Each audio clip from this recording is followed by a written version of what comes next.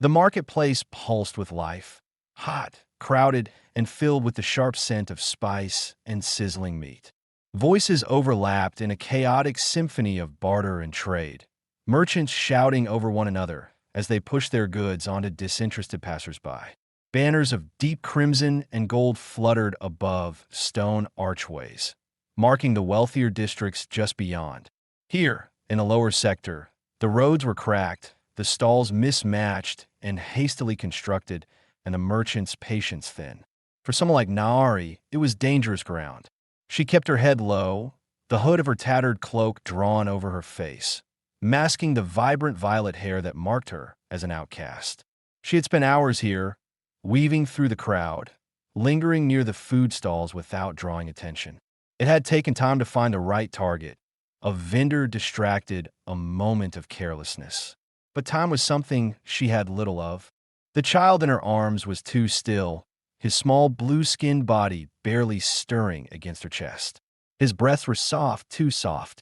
If she pressed her lips to his forehead, she would feel the unnatural chill of his skin. He needed food. She had tried to beg before. It had gotten her nothing but cruel laughter, the occasional boot to the ribs. A widow without a name had no place in their world, so she would take what was needed. Her stomach clenched as she reached out, fingers brushing the warm crust of a fresh loaf of bread. She had done this before, back when her husband had been alive, quick, unnoticed, slipping through the crowd before anyone was the wiser. But grief had made her slow. Hunger had made her weak. The moment her hand closed around the bread, a thick, clawed hand latched onto her wrist. A wave of ice shot through her veins. Thief! The word cut through the noise, and suddenly, all eyes were on her. The merchant was a broad-chested, horned brute, his deep-set eyes burning with outrage as he wrenched her forward, nearly toppling her off balance. She instinctively curled inward, shielding the child. The crowd reacted just as she expected. Some shook their heads in disapproval.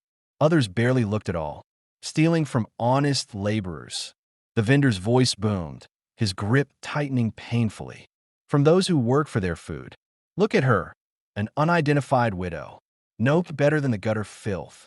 The word stung, but Naari had heard worse. She did not fight, did not beg. It would only make things worse. The merchant yanked the bread from her grip and tossed it onto the stall's counter. What's the punishment for thieves like her these days, eh? He looked to the gathered onlookers, seeking approval. Shall I take a finger? Maybe a hand? The murmurs swelled around her, but no one objected. No one ever did. Then, a new voice. Calm, steady, human. I'll pay for it. The merchant hesitated, his grip faltering. The crowd shifted slightly, turning toward the source of the interruption. A man stood a few paces away, hands in his pockets, expression unreadable. Tall, broad-shouldered, with dark hair and a roughness to his features that spoke of someone who had seen his share of fights. Naari had seen humans before, off-worlders, traders, mercenaries. Most of them ignored her kind. Why was this one stepping in? The merchant snorted.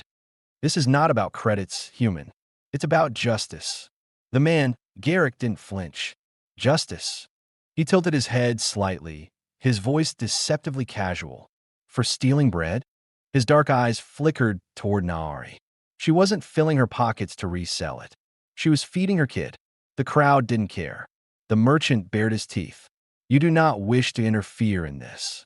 Something in Garrick's posture shifted, an edge of unspoken warning, like a blade just out of sight. I already have. He tossed a few battered credits onto the counter. That should cover it. The merchant's lip curled, but he took the money, shoving it into his pouch with a muttered curse. It changes nothing, he sneered. She is nothing. The words should have meant nothing to Naari. And yet, she felt their weight press against her ribs like a crushing stone. Garrick ignored the merchant, turning to her instead. Are you hurt? She did not answer, did not move. Can you walk? A long pause. Then finally she nodded. The crowd was already losing interest. The spectacle was over, and the vendors had sales to make. The merchant muttered under his breath, waving Garrick off like an insect, already moving on to his next customer. But Naari remained frozen. She should run. should take her child and disappear before this human decided his kindness had been a mistake. Instead, she hesitated. Garrick's voice softened. Let's get out of here. For the first time, she truly looked at him. And in that moment, when the crowd no longer watched, when it was just them, her arms brushed against his. It was nothing, a fleeting touch, but she felt warmth. The simple, human warmth of another body, something she had not felt in a long time. She recoiled instinctively, her throat tightening. She had been alone for so long, had forced herself to forget what it was to be close to another. And yet, for a heartbeat, she wanted to lean into it. Instead, she pulled back, clutching her child tightly. Garrick didn't react. He simply waited. After a long, uncertain moment, Naari took a slow step forward. He fell in a step beside her. Neither of them spoke. But as they moved away from the marketplace, she could still feel the ghost of his warmth on her skin. Naari followed Garrick through the twisting back alleys of the city, the weight of her child pressing against her chest like an anchor. The further they moved from the marketplace, the quieter the streets became. Here, the air was heavy with the scent of damp stone and rusted metal. The walls of the narrow passageways lined with grime. The towering structures that loomed above them were remnants of an older era, crumbling walkways, shattered windows, and cables hanging in tangled knots. This was where the forgotten lived. She should not be following this man. Every instinct screamed at her to run, to disappear before he could demand something in return for his kindness. No one helped without wanting something. And yet, she had nowhere else to go. Her son stirred weakly in her arms, a soft whimper escaping his lips. She tightened her hold on him, brushing her fingers gently over his too thin cheek. His fever had worsened. Every day, he grew weaker. If she didn't find a way to get food, medicine, he wouldn't last much longer. Garrick stopped abruptly at the mouth of an abandoned structure. Its entrance half collapsed. The metal framework bent inward as if something had struck it with immense force. This is safe enough for now, he said, glancing over his shoulder. No patrols come through here. Naari hesitated at the threshold, her fingers tightening around the edges of her cloak. The dim interior smelled of dust and old machinery, the remnants of long-dead technology lying scattered across the floor. Rusted storage containers lined the far wall, their markings faded beyond recognition. A human helping her was already strange enough. Trusting one was a different matter entirely. You can sit, Garrick added, his voice quieter now, less commanding. You look like you need it. She did. Her legs ached from exhaustion, her body hollowed out by hunger and worry. But she refused to show weakness in front of him. Instead, she knelt slowly, settling her child onto the worn ground beside her. He barely stirred, his breaths shallow. The sight made something inside her twist painfully. Garrick exhaled and crouched a short distance away, pulling a ration pack from his jacket. He tore it open and extended a small, dense block of compressed nutrients toward her. Here, he said, it's not much, but it'll help. Naari's fingers hesitated inches from the offering. There had to be a catch. She lifted her gaze to meet his, searching for the hidden cost, the expectation behind the gesture. But Garrick's expression remained unreadable, his dark eyes steady. You don't have to take it, he said after a moment, his tone carefully neutral. But your kid needs it more than your pride does. The word stung, but he wasn't wrong. Swallowing her hesitation, she took the ration and broke off a small piece, pressing it gently against her child's lips. He barely responded at first, too weak to register what was happening, but after a moment, his tiny mouth parted, and he took in the food. Relief flooded her. She fed him slowly, rationing each bite, watching as a bit of color returned to his face. Only when he had eaten enough to settle did she allow herself to take a bite, forcing herself to chew despite the dry, chalky texture. Garrick leaned back against a rusted crate, arms crossed over his chest as he studied her. You got a name? Naari stiffened. A name. She had stopped thinking of herself as a person with a name long ago. Widowhood had stripped her of that right. She was nothing. A ghost. An exile. Still, the question lingered between them. She could lie. But what was the point? Naari, she finally said, her voice quieter than she intended. Garrick nodded slightly. And the kid? Her fingers brushed over her son's delicate forehead, feeling the warmth of his skin. Kale. Another nod. Garrick didn't ask anything else, and for that, she was grateful. Instead, he let the silence stretch, as if waiting for her to ask something in return. She should. She should demand to know why he helped her, why a human would bother to intervene when no one else did. But she was afraid of the answer, so she said nothing. The air between them thickened with unspoken tension. Finally, Garrick broke it. "They'll come looking for you," he said. "That merchant won't let it go." She knew that. He was humiliated, Garrick continued. And men like that don't like losing face. Nari lowered her gaze. She had expected as much. It was only a matter of time before enforcers tracked her down. "If you have somewhere safe to go, you should get there before nightfall," he added. She didn't. There was nowhere left for her on this planet. Still, she said nothing. Garrick exhaled and rubbed a hand over his jaw. "You don't trust me. That's fine." He pushed himself to his feet. "But I'm not going to stand by while they tear you apart over a loaf of bread." Nari tensed. There was something dangerous in his voice, not towards her, but toward the ones who had nearly beaten her in the marketplace. She didn't understand this human, didn't understand why he would risk getting involved.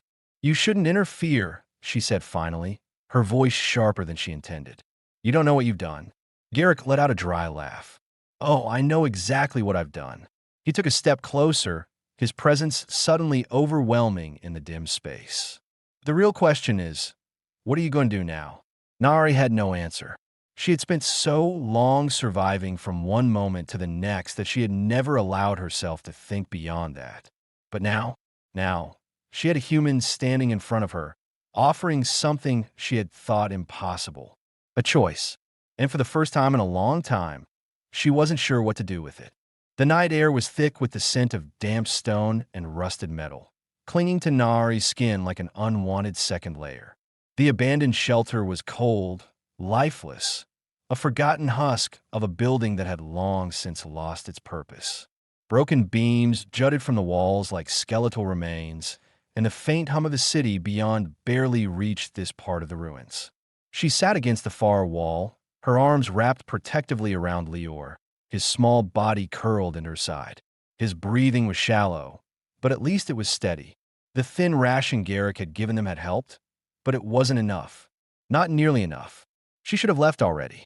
The human had done his part, saved her from the marketplace, given her food, warned her about the merchant's grudge. She owed him nothing, and yet she stayed, her body too drained, her mind too clouded with exhaustion to move. Garrick sat across from her, leaning against an overturned crate, watching her with that same unreadable expression. His presence filled the space, solid and unmoving. He wasn't pressing her for answers, wasn't making demands, just waiting. It unnerved her. No one helped without expecting something in return. Her fingers curled into the fabric of her cloak as she met his gaze. "Why?" His brow lifted slightly. "Why what? Why did you help me?" The question had burned in the back of her mind since the moment he stepped between her and the merchant. A human interfering on behalf of an unidentified widow? It made no sense. Garrick exhaled slowly, rolling his shoulders before answering. "Because someone should have." Nari's jaw tightened. That wasn't an answer. "You don't know me," she pressed. "You don't know what I've done, what I am." He tilted his head slightly, studying her. "I know you were desperate enough to steal in broad daylight. I know you put yourself at risk for your kid. That's enough." She frowned, frustration curling in her chest. It wasn't enough. She needed to know why this human, of all people, had stepped in when no one else had. What did he gain from this? Garrick leaned forward slightly, resting his arms on his knees. "What do you think I want, Nari?" She stiffened at the sound of her name. She had given it to him, but hearing it from his lips felt dangerous. "Everyone wants something," she said carefully. "Food, credits, information, power." Her fingers brushed over Lior's thin shoulder. "People don't help without a reason." Garrick let out a quiet huff, something that wasn't quite a laugh. "Maybe I just don't like seeing people kicked when they're already down." Nari scoffed. "And I'm supposed to believe that?" His expression didn't change. Believe what you want. Doesn't make a difference to me. That should have been the end of it. But it wasn't, because he wasn't lying. She didn't know how she knew, whether it was the way he spoke, the way he held himself, or the way he had given her food without hesitation. But he meant it, and that terrified her, because if he was telling the truth, then maybe he was different, and she couldn't afford to believe in differences. Lior stirred beside her, letting out a soft, weak whimper. Nahari's attention snapped back to him, her heart lurching. She smoothed a hand over his forehead, feeling the unnatural heat beneath his cool skin. His small fingers clutched at the fabric of her cloak, seeking comfort even in sleep. He was getting worse. Her stomach twisted painfully. She had thought she had more time, but now she wasn't so sure. Garrick was still watching her. She didn't look up. "If you have somewhere safe to go," he said after a moment, "you should get there before morning." Nahari's fingers stilled against Lior's forehead. He thought she had options, that she had a plan, that she was waiting for the right moment to leave. She wasn't. There was nowhere. No family. No friends. No allies. Just a world that wanted her gone. She swallowed hard and shifted Lior in her arms, adjusting the way he rested against her chest. "I'll figure it out." Garrick's gaze flickered, but he didn't call out the lie. Instead, he pushed himself to his feet with a quiet sigh. "Then I'll walk you out of the district when you're ready." Nahari blinked up at him. "Why?" Garrick shrugged. "Because someone should." That answer again. It should have irritated her. Instead, it made something in her chest tighten. Before she could respond, a distant sound cut through the silence. Heavy boots on stone. Her breath caught. Garrick reacted immediately, stepping toward the doorway, his entire posture shifting from relaxed to razor-sharp focus. Patrol. They were looking for her. Nahari's pulse thundered in her ears. If they found her, if they found Lior, she reached out instinctively, catching Garrick's wrist before he could step outside. He stilled at the contact. "Don't," she whispered, her fingers tightening around his skin. "If they see you, they'll ask questions." For a second, just a second, his dark eyes locked onto hers. Then, slowly, deliberately, he pulled free. Nahari recoiled as if burned, her stomach twisting at the loss of warmth.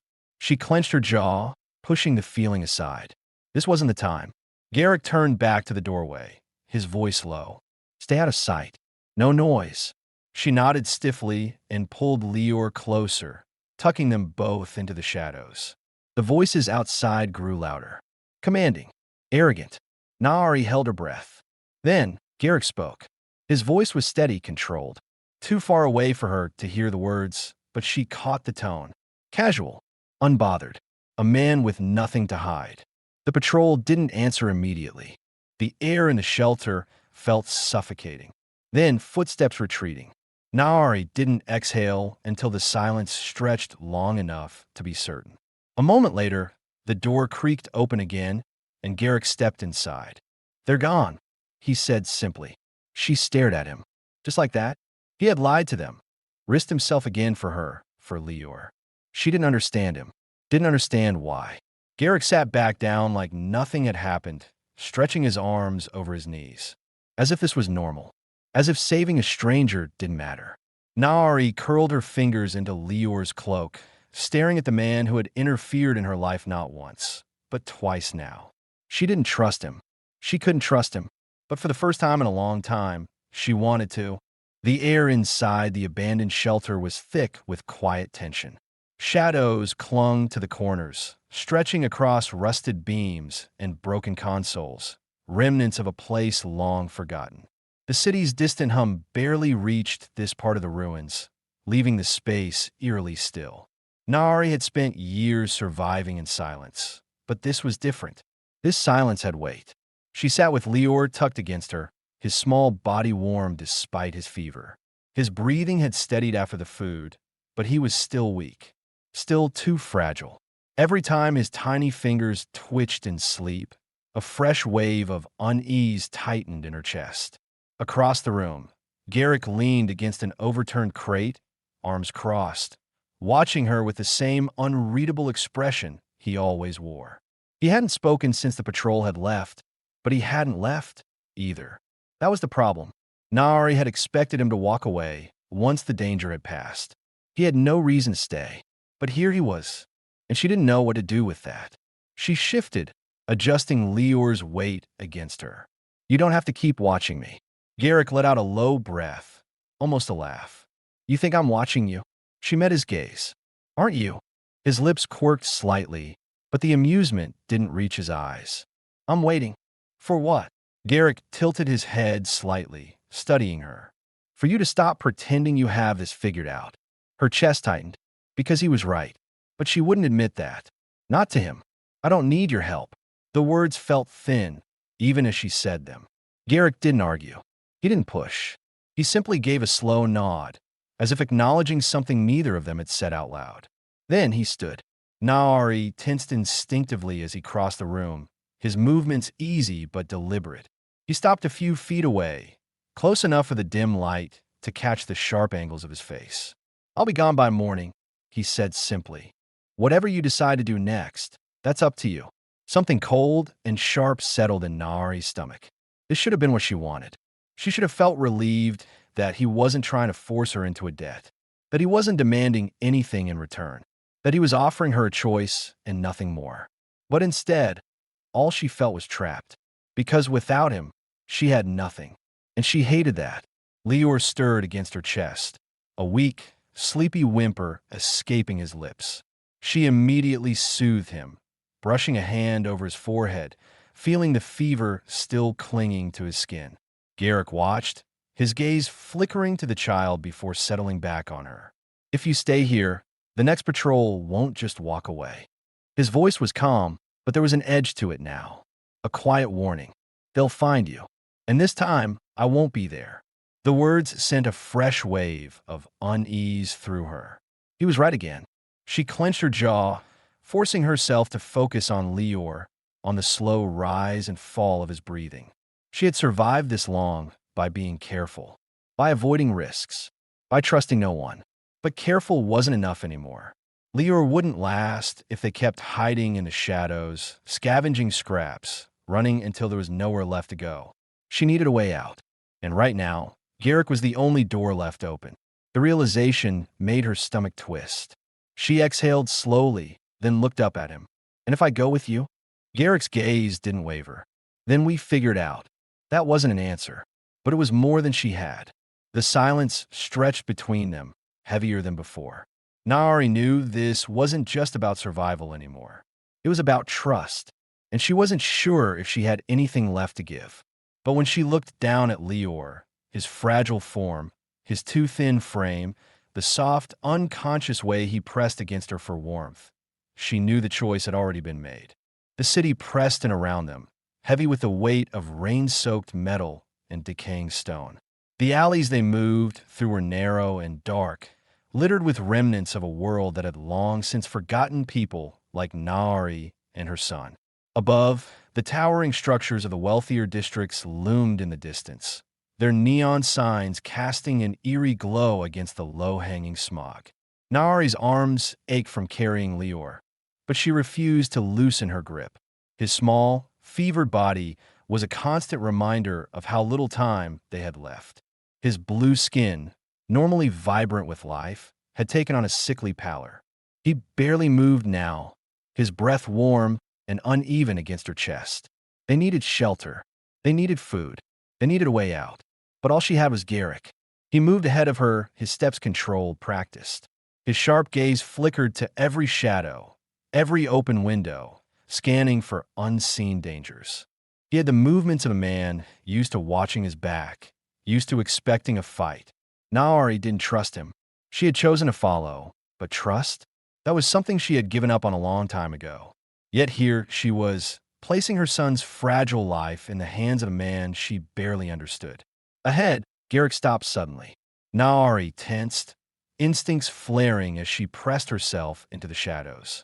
Voices, distant but drawing closer. She held her breath.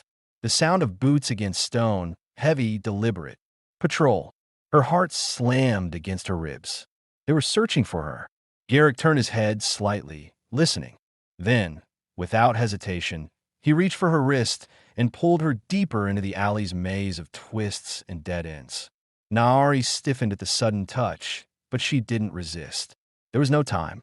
His grip was firm, steady, not rough, not cruel, just certain. She hated how much that unsettled her. The alley narrowed, forcing them closer together. The walls were damp with condensation, the ground uneven beneath their hurried steps. Garrick moved without hesitation, leading her through the labyrinth as if he had walked these paths 100 times before. Then suddenly he stopped. Naari nearly crashed into him, swallowing a curse as he pressed his back against the wall, pulling her close to do the same. She could hear the patrol now, closer than before. Her pulse thundered. If they were caught, if they found Leor. Garrick leaned in slightly, his breath warm against her ear. "Don't move," he whispered. She froze. The voices were right at the alley's mouth now. One of the patrolmen let out a frustrated growl. "They should have passed through here by now. Maybe the merchant was wrong," another muttered. "Said she had a kid with her. Wouldn't get far like that." Naari clenched her jaw, gripping Leor tighter. "We keep looking," the first man said. "Orders are clear. Bring her in." The footsteps moved away. Slowly, Naari forced herself to stay still, even as her lungs burned with the need to breathe, to run. Garrick waited a few seconds longer before he finally exhaled and stepped back. "They're gone," he murmured. Naari sucked in a slow, steadying breath. Garrick watched her carefully. "You okay?" It was such a stupid question. No, she wasn't okay. She hadn't been okay in a long time. But she just nodded once, because what else was there to say? Garrick studied her for a moment longer, then gestured ahead. "We need to keep moving." She adjusted Leor in her arms and followed, her legs burning from exhaustion. They walked in silence for a while, the only sounds their soft footfalls against damp stone. Finally, Naari couldn't hold back any longer. "Where exactly are we going?" Garrick didn't look back. "There's a transport hub outside the lower district. I have a contact there." Naari frowned. "And you think they'll help a widow and child?" He let out a slow breath. "I think they owe me a favor."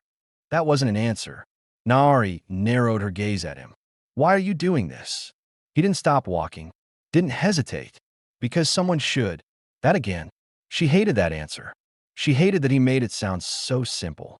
Naari picked up her pace until she was nearly beside him. And what happens when that favor isn't enough?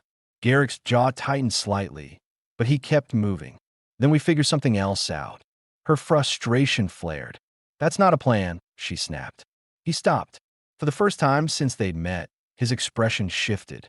The patience in his eyes was gone, replaced with something sharper, something tired.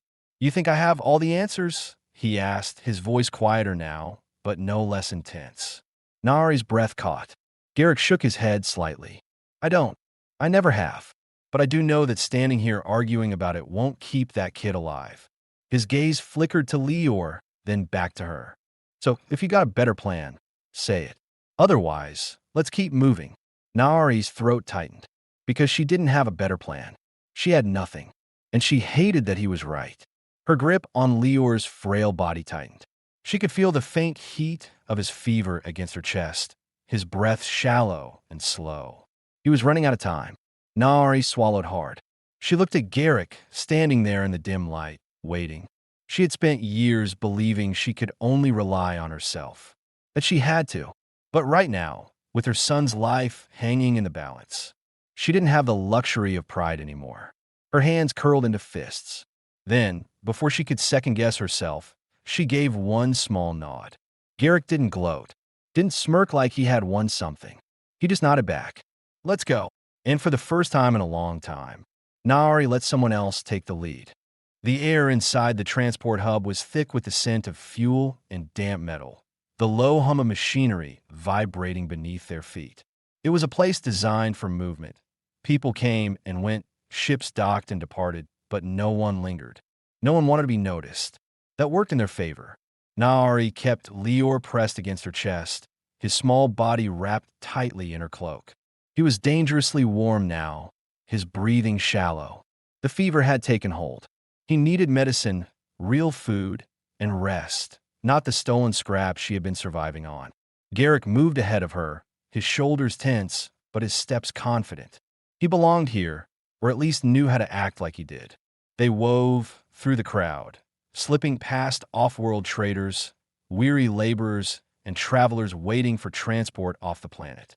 The lights flickered overhead, casting long shadows across the stained metal floors.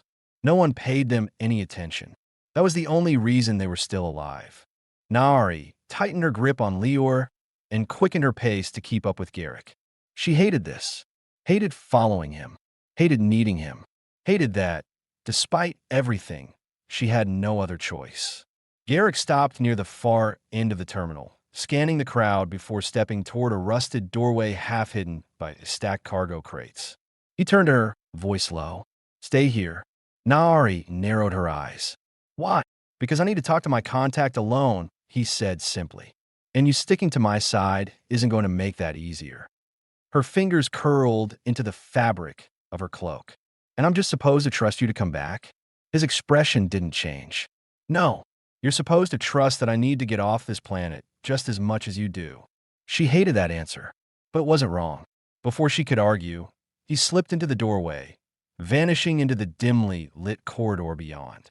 Nari exhaled sharply, shifting Lior in her arms. He whimpered softly, his small fingers twitching. She pressed a hand against his forehead. Too warm, too fragile. She couldn't lose him, not after everything. A voice cut through the terminal, rough and sharp. "Hey, you." Nari went rigid. A man stood a few feet away, his uniform unmistakable. "Patrol." Her pulse hammered against her ribs. She lowered her head, turning slightly to shield Lior's face. "Don't run. Running is suspicious." The patrolman stepped closer. "Didn't I see you in the market district?" Nari's mind raced. "Lie. Deny. Get away." "I don't know what you're talking about," she said, keeping her voice low, careful. "I've been here for hours." The man frowned, studying her. "You look familiar." Nari's grip on Lior tightened. The patrolman's eyes flicked to the bundle in her arms. "What's wrong with the kid?" She forced herself to stay still. "He's sick." The man's frown deepened. Then, recognition. Nari saw it happen. The moment he remembered. The widow who stole. The child in her arms. The human who interfered. Her stomach dropped. His hand moved toward the radio on his belt. She had no choice. Nari moved. She surged forward, slamming into him before he could react. Her elbow struck his ribs, knocking him off balance. She grabbed his wrist, twisting it hard, forcing the radio from his grip before he could call for backup. The patrolman cursed, stumbling back, reaching for his weapon. A gunshot echoed through the terminal.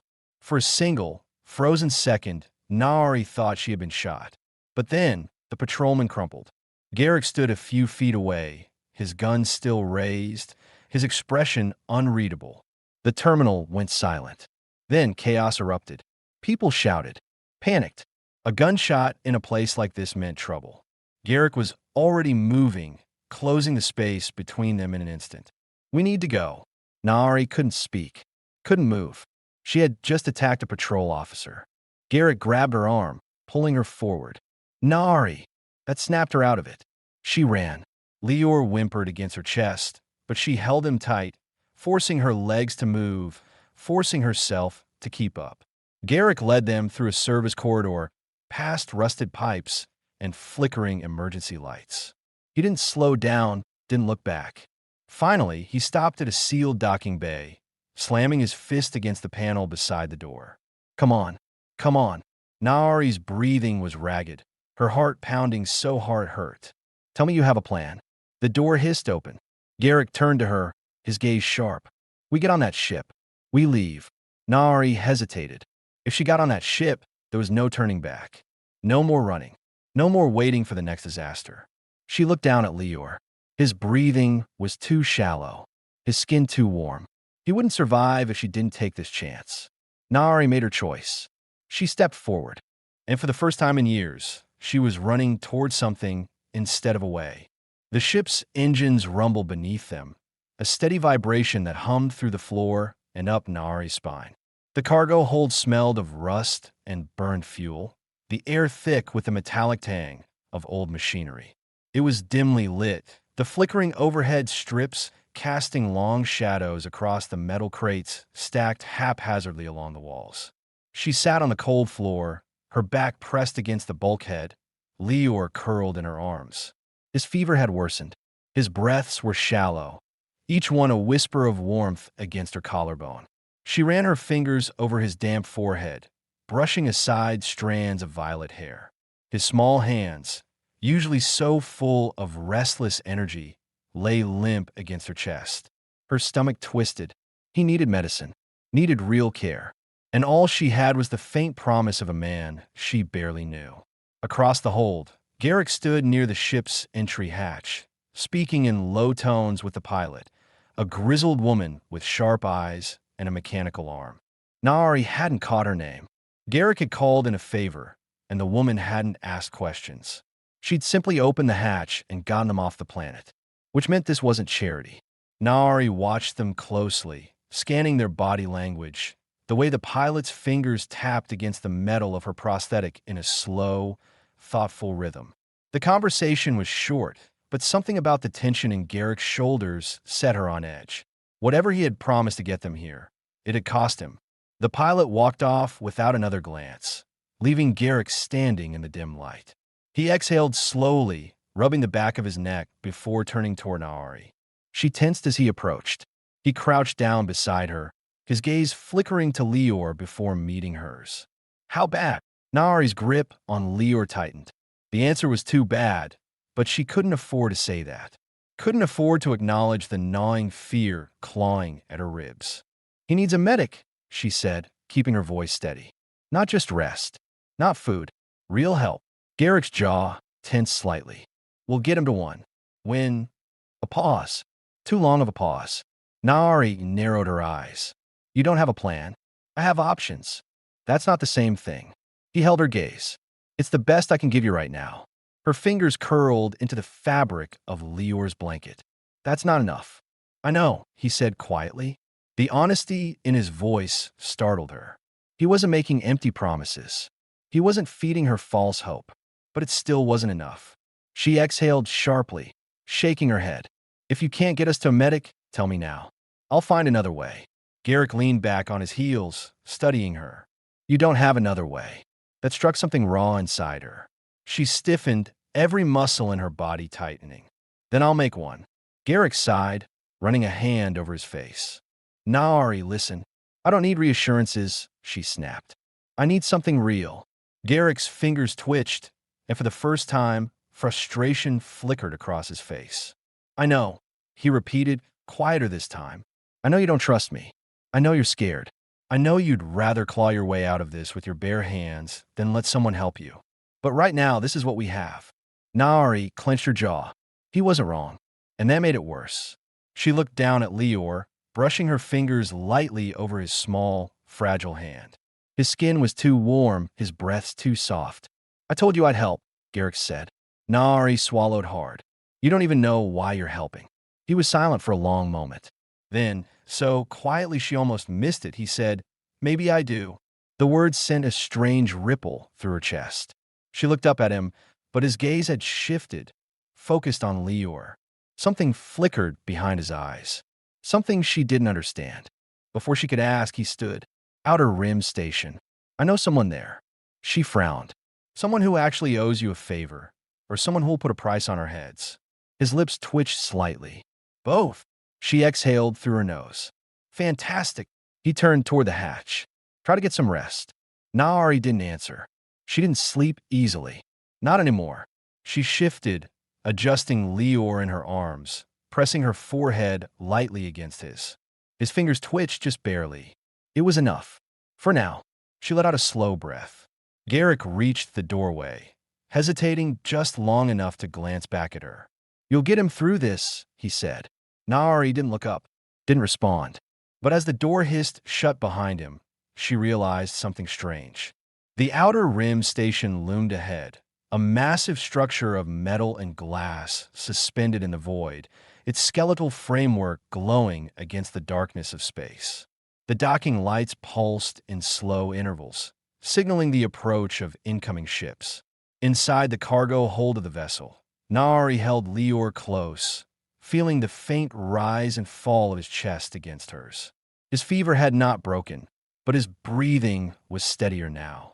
The recycled air of the ship was cool against her skin, yet she felt suffocated, trapped between uncertainty and the fragile hope that had led her this far.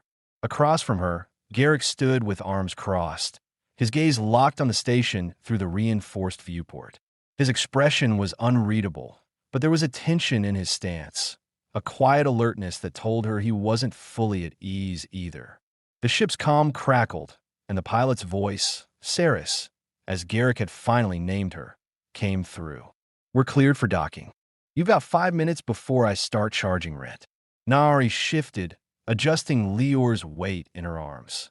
"This contact of yours," she said, her voice low but firm. "Are they actually going to help us?" Garrick glanced at her, his jaw tightening slightly. "They'll help." She studied him, searching for the hesitation he wasn't showing. "And the cost?" His eyes flickered just briefly before he exhaled. "I'll handle it." That wasn't an answer. Before she could press further, the ship lurched, the docking clamps locking into place with a heavy thud. The artificial gravity of the station settled over them, anchoring them back into a world where choices mattered again. Saris's voice rang out over the comm. "Welcome to the Outer Rim. Try not to get shot." Garrick moved first, pressing the release on the hatch. The doors hissed open, revealing the docking bay beyond, a cavernous space filled with cargo haulers, transport shuttles, and mechanics moving between them like restless ghosts. The air was thick with the scent of fuel, hot metal, and the sharp tang of ozone from ship exhaust. Nari hesitated at the threshold. Stepping off this ship meant committing to whatever lay ahead. It meant trusting Garrick. She exhaled slowly, then stepped forward. The station's artificial lighting cast harsh shadows, illuminating the rough edges of a place built on unspoken deals and quiet survival.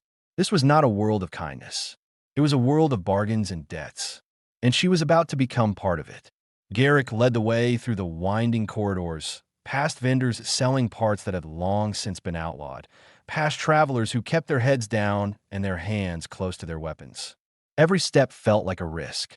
Naari kept Lior shielded against her chest, ignoring the weight of curious stares as they passed. The child barely stirred, his fevered body radiating heat against her arms. Finally, Garrick stopped in front of a reinforced door, pressing his knuckles against the metal in a rhythmic pattern. A coded knock. A pause. Then, with a low mechanical hiss, the door unlocked.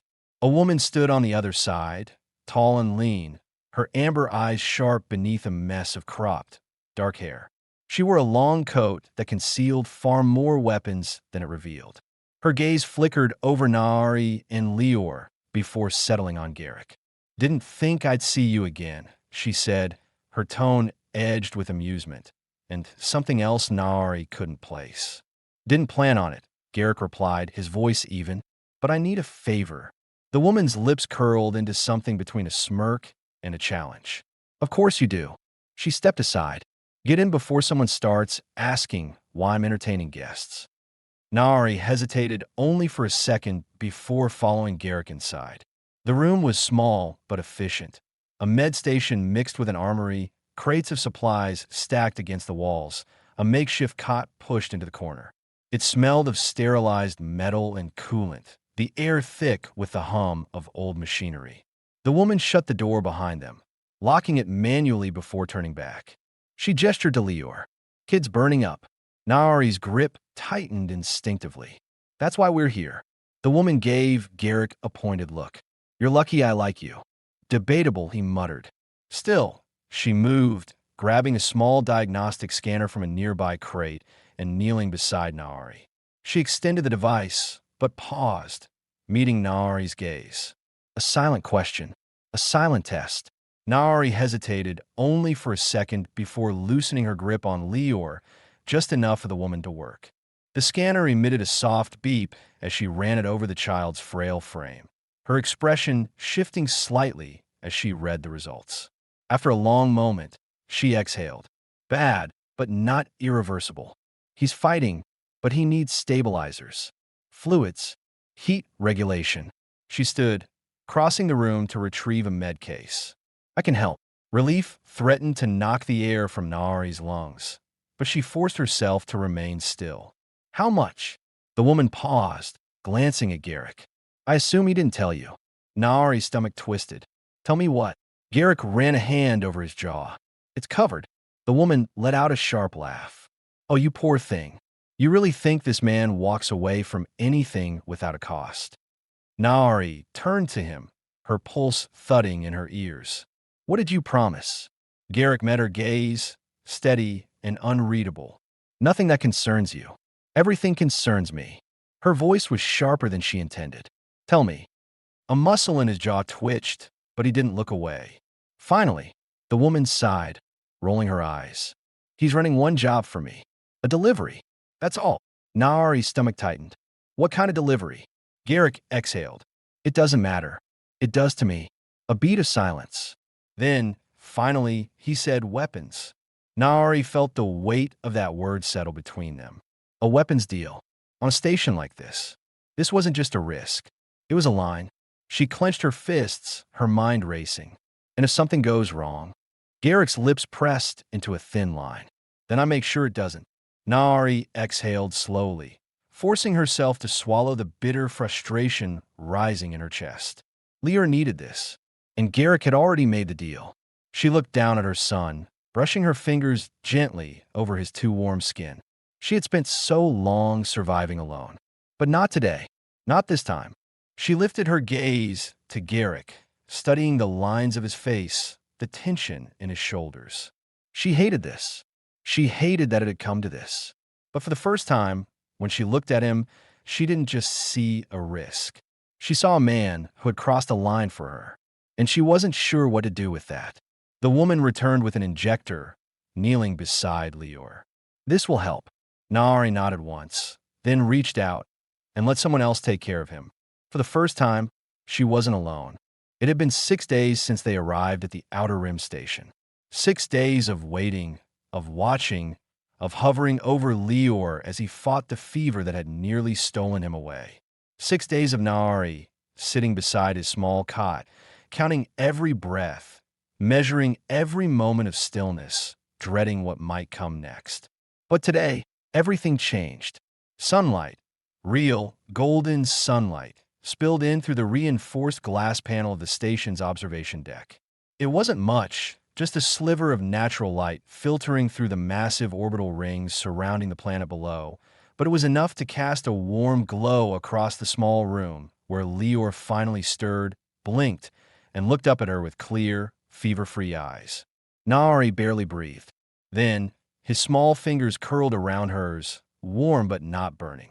Her chest tightened, and before she could stop herself, she let out a ragged, disbelieving breath, half a sob, half a laugh.